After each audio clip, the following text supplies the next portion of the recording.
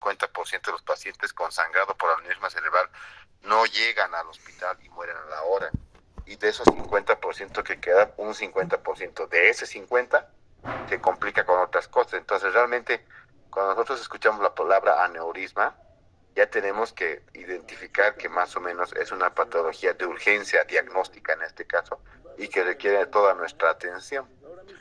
Cuando nosotros formamos, yo soy jefe de servicio de neuro en el Hospital de Clínicas, formamos médicos, les instruimos o les llenamos o los formamos con coraje, porque hay patologías neuroquirúrgicas que requieren de mucho coraje para su resolución, del conocimiento anatómico que es totalmente importante, esencial en bioimagenología, en diagnóstico y en tratamiento, destreza, que eso solo lo obtenemos con el tiempo, son horas de vuelo las que requieren destreza, y el recurso técnico, el contar con un buen tomógrafo, con un buen equipo de diagnóstico y así también un buen microscopio como equipo de resolución para resolver ese tipo de enfermedades complejas. Yo soy coordinador del servicio de neuro del Hospital de Clínicas, 104 o 105 años de existencia. Somos el centro principal de neurocirugía del país. Patología compleja vascular y base de cráneo es lo que más operamos. Este es su servidor, el coordinador de neuro. Arriba están todos los médicos de planta, abajo están los residentes. Formamos un residente por año. Estas diapositivas, fíjense que son obligatorias en todo nuestro personal. Es decir, si algún residente va a exponer, tiene que mostrar esto porque realmente nuestra intención es exponer la capacidad resolutiva y al mismo tiempo nuestro servicio a los distintos lugares donde vamos. Problemas. Nos llega un aneurisma, entonces realmente sí son problemas en cuanto a tips que tenemos que manejar. La familia viene y te dice cuándo lo van a operar, de qué forma lo van a operar, qué tipos de terapia existen para manejo o resolución de patología neurismática. Entonces todas esas cosas nos involucran. El manejo de la hemorragia subaracnoidea. Cuando un aneurisma se rompe, como se ve en esta imagen, ocasiona una hemorragia cerebral. En este caso se llama hemorragia subaracnoidea, que tiene distintos estadios clínicos y estadios tomográficos, que esos nos ayudan a distinguir el porcentaje de mortalidad que va a tener nuestro paciente. Más estadio tomográfico, más posibilidad de que muera. Menos estadio tomográfico, menos posibilidad de que se complique. Entonces, si me llega un paciente y en la solicitud de tomo dice HAND-GES 4 y todo es del 1 al 4, la mayor de las veces es un paciente que está súper mal y que requiere un poco de prioridad en cuanto al estudio que le vayamos a hacer. Cuando hablo de prevención de complicaciones, viene que la hemorragia produce alteración de la conciencia y esta puede producir muerte, produce vasoespasmo en los vasos que se infartan después. Y cuando hablo de operar es cuando voy a operar a mi paciente, ¿no? Existen distintas escuelas que dicen hay que esperar a que el cerebro se desinflame para poder operar y otras que dicen pues no hay que meterlo inmediatamente. Nosotros somos del criterio de un cuidado de 2 o 3 días de cirugía una vez diagnosticado el paciente con aneurisma, ¿sí? Por ejemplo, aquí tengo un ejemplo de una cirugía. Ahí me dices, coordinadora, si se puede ver, porfa. Este, un aneurisma roto, fíjense, HAND-GES 3. Este paciente ya está como que comprometido en su estado neurológico. Fisher 4 en tomo, significa que tiene un sangrado masivo. Hemos hecho una cirugía ultra temprana de 6 horas. Este video muestra que la cirugía sí se puede hacer precoz. Fíjense la tomo, cómo se veía una hemorragia masiva en la tomo, ¿no? Entonces, la tomo, la angiotac, un aneurisma gigante con reconstrucción 3D. Y ahí está la imagen, ¿no? Del clipaje del aneurisma.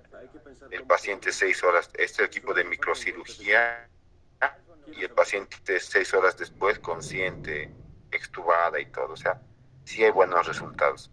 Esto es importante porque nos lleva el mensaje no solo a la población médica, entre un aneurisma roto, no roto y un roto. Fíjense, el no roto, el cerebro está bonito, anatómico, como saben ver en las películas o en los videos, y un roto como está hinchado, rojo, sangrón, que es más complejo de tratamiento. Entonces, siempre cuando un paciente tiene un aneurisma y dice, pucha, tengo un aneurisma, pero no se me ha roto, ¿cuál es la sugerencia? Pues decirle que se tiene que operar. Hemorragias, fíjense, cuando hablamos de diagnóstico de aneurismas, lo ideal es angiotac. La angiotac es el gold estándar en el diagnóstico de patología neurismática. No angioreso, no angiografía, angiotac. porque no olviden que la tomografía brinda sobre todo relieve o prominencias óseas. Y cuando yo voy a hacer un acceso quirúrgico a aneurisma, necesito saber la relación que guarda el aneurisma con la región ósea para saber y calcular la proyección de ataque que yo voy a tener al momento de operar. Esto es más o menos el manejo que se hace a los aneurismas. Este es el saco neurismático que se ve acá y este es el clip que está entrando. Y lo único que se hace por microcirugía, que parece sencillo pero no es poner un gancho en la región del cuello del aneurisma para que ese aneurisma se cierre, como van a ver aquí. Y de esa forma no hay más complicaciones. Fíjense, todo con calmita, con tranquilidad y se cierra el saco neurismático. ¿No?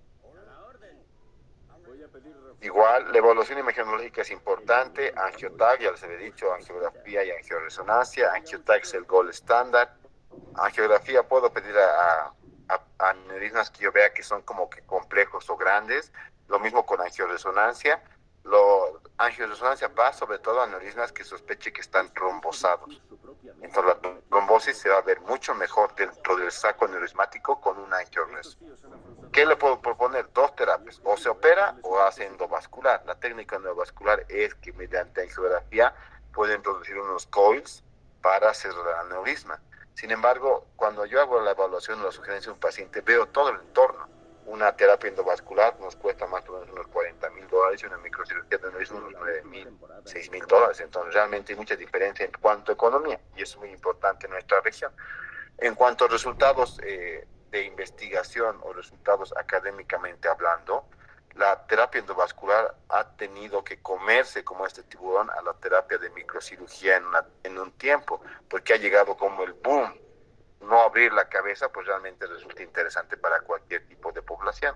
Sin embargo, en estudios posteriores de control y seguimiento se han dado cuenta que los que se coileaban significa que se ponen coils, tenían recidiva en los años del aneurisma, versus los que se clipaban era una cura total. Por lo tanto, la prioridad nosotros, la escuela que yo coordino en el Hospital de Clínicas, les enseñamos que la terapia quirúrgica es la terapia resolutiva y de cura del aneurisma cerebral. Es importante el conocimiento anatómico, sí, en bioimagenología de la misma forma, porque hay que saber qué le voy a mostrar al médico, qué le voy a enseñar. Entonces, el conocimiento de la anatomía vascular ¿Qué es cosas? totalmente importante. La relación ósea que guardan con los aneurismas. Fíjense cómo aquí viene la arteria carótida interna, la bifurcación en cerebral anterior, cerebral media. La cerebral media siempre se proyecta hacia el neurocirujano. Ramas de la cerebral media, ramas de la arteria carótida que hay que conocer, ahí igual se ve. Nosotros en microcirugía siempre vemos que el adiestramiento es totalmente importante. Nos formamos en laboratorios de microneuroanatomía en distintos países para aprender conocimientos de manejo en cadáveres primero para luego hacerlos en pacientes. Fíjense, esta imagen es buena porque muestra ¿Qué? nuestro primer microscopio en el hospital público de 1950, una donación, ya uno más avanzado que lo tenemos en la parte de la priva, y esta es nuestra última adquisición, que es uno de alta tecnología que está en la priva igual para resolución de aneurismas. Es Vaya, importante evaluar la relación y estudio radiológico en cuanto a neumatización de las estructuras adyacentes para ver cómo voy a abordar el aneurisma, porque a veces hay que quitarle poquito hueso para exponer bien el aneurisma. Y eso puede condicionar que por ese hueso salga líquido cefalorraquídeo y el paciente se complique. Entonces, cuando yo voy a presentar un caso a un médico, tengo que ver la relación ósea que guarda con la relación vascular. Y fíjense, esta reconstrucción 3D es muy importante porque aquí tengo la clinoides anterior, relación ósea, y cómo este aneurisma se encuentra por la clinoides encima de la clinoides anterior. Por lo tanto, en mi planificación ya voy a ver que ese paciente no requiere que le quite poquito hueso ni nada de hueso, ¿no? Como ejemplo, ¿sí? Igual aquí hay aneurismas complejos que se proyectan hacia la mitad del cráneo, aneurismas que tienen relación con estructuras nerviosas, no siempre óseas, también nerviosas, aneurismas calcificados, que es importante tenerlos en cuenta y poderlos tratar. Nosotros siempre publicamos y ponemos en muestra toda la actividad que hacemos. Hay técnicas quirúrgicas para aneurismas gigantes donde se les aspira el saco aneurismático a través de otra arteria, pero hay que conocer la anatomía. Aneurismas complejos. En el hospital de clínicas no tenemos sala de hemodinamia como tal, por lo tanto utilizamos QNC con fluoroscopía continua que nos ayuda a mostrar si este clip que hemos puesto permite tener una irrigación hacia distal y no está cerrando por totalmente la circulación. Esta exposición es de hace 3 meses que lo utilicé para el Congreso Nacional de Neurología. Ya iban 337 casos. Tenemos 342 casos de aneurismas operados en 7 años. Me parece que somos el grupo quirúrgico de patología vascular más grande del país, con más casos. Sin embargo, el aprendizaje es continuo y es a diario, teniendo más población, sobre todo femenina, las que afectan, y entre 45 y 65 años la principal población afectada.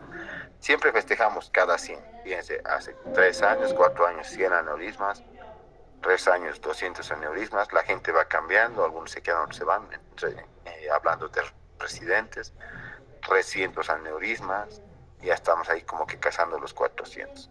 Somos un centro formador, formamos en cirugía endoscópica compleja y cirugía vascular compleja.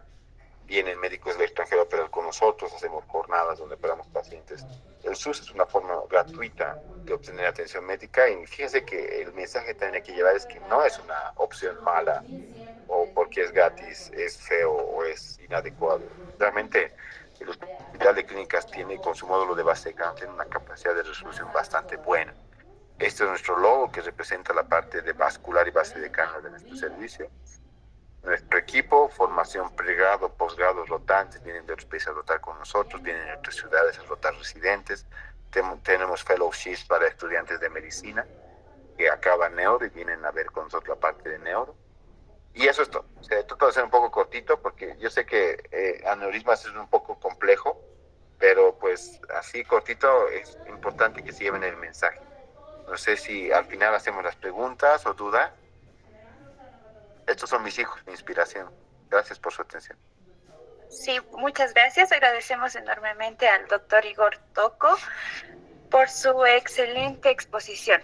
El aneurisma cerebral es sin duda un tema crítico, ¿no? Les recordamos que pueden hacer sus preguntas en la sesión. Daniela Luna le tiene una pregunta. Sí, por favor. Dice: buenas noches. Primeramente, felicitar el labor que cumple para con los pacientes. Mi pregunta es: ¿hay algo que se pueda hacer para evitar o bajar el riesgo de tener un aneurisma? Sí, ahí van mucho los factores hereditarios. Es decir, si yo tengo un paciente que es diabético, que es hipertenso, que no cuida su presión, que no tiene adecuados hábitos dietéticos, se va a complicar.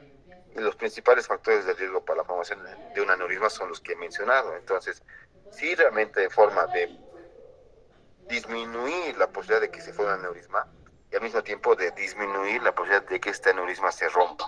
Entonces, sí, el manejo de hábitos y patologías comórbidas como diabetes, hipertensión, alcoholismo, hipercolesterolemia, obesidad, son importantes para prevenir que un paciente complique. Gracias, doctor. La segunda pregunta dice, ¿no? Es cuando nos piden una primera tomografía de cráneo simple y vemos un sangrado leve y el paciente está inconsciente y viene de emergencia. ¿Después de cuánto tiempo se tendría que hacer un control o qué procedimiento se podría hacer? Pues ahí depende mucho de qué tipo de sangrado. Como les había mencionado, el aneurisma cerebral ocasiona una hemorragia subaracnoidea. Entonces, el sangrado es subaracnoideo. Si el paciente tiene un sangrado poquito, la manifestación clínica de la misma forma va a ser poquita. Sin embargo, ya viendo un paciente que tiene cefalea súbita, fuerte, intensa y un sangrado, pues hay que pedirle un angiotac. Y el control de tomografía, pues depende mucho de la evolución del paciente y cómo va yendo, ¿no? Doctor, otra pregunta tenemos, ¿no? ¿Desde qué tamaño ya se puede considerar un aneurisma? El aneurisma ya es la dilatación del saco, así sea como un cerrito chiquito o un saco grandote, la denominación de aneurisma sigue siendo como aneurisma como tal. El que es chiquito, así como un aboncito, se llama blister-like, aneurisma blister-like, y ahí vienen los pequeños, los medianos, los grandes y los gigantes. Pero no hay una definición de tamaño como tal para decidir si eso no es un aneurisma, si tiene ya dilatación. Lo que sí, en cuanto a tamaño, alguna literatura menciona que los aneurismas de más de 5 milímetros deberían operarse y los de 5 quizás un tratamiento expectante. Sin embargo, nosotros vamos más hacia un criterio de qué paciente es, dónde estamos y qué clínica tiene, más que el tamaño. Bueno, muchísimas gracias, doctor. Ya no hay más preguntas. Le Totalmente agradecemos. encantado. Cualquier Muchas cosa estoy gracias por para asistir. servirles. Muchísimas gracias. Tengan buenas noches. Bueno, tenemos una pregunta más, doctor.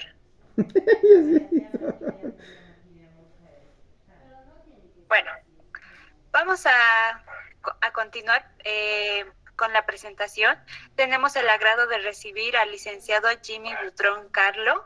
Es licenciado en bioimagenología, docente interino por tomografía en la Universidad Mayor de San Andrés. Tiene posgrado en aplicación de protocolos en tomografía en Chile, también en filo PET-CT en Chile y posgrado en educación superior en la Universidad Mayor de San Andrés. Bueno, el licenciado nos hablará sobre la angio-TC cerebral, que es una técnica avanzada para visualizar los vasos sanguíneos en el cerebro. Esta herramienta es fundamental para el diagnóstico de diversas patologías. El licenciado Butrón nos explicará a continuación. Puede continuar, licenciado. ¿Cómo estás? Muy buenas noches a todos. Muchas gracias, Rocío, por la presentación. Bueno, ¿se me escucha? ¿Primero se escucha bien? Ya. Sí, se le escucha bien. Perfecto. A ver, vamos a ir compartiendo.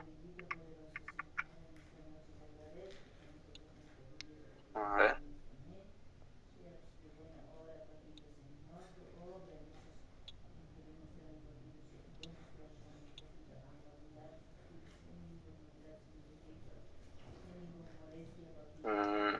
Creo que no está compartiendo como presentación, ¿verdad? Se ve sus diapositivas, pero no como presentación. Ah, ya. Otra vez.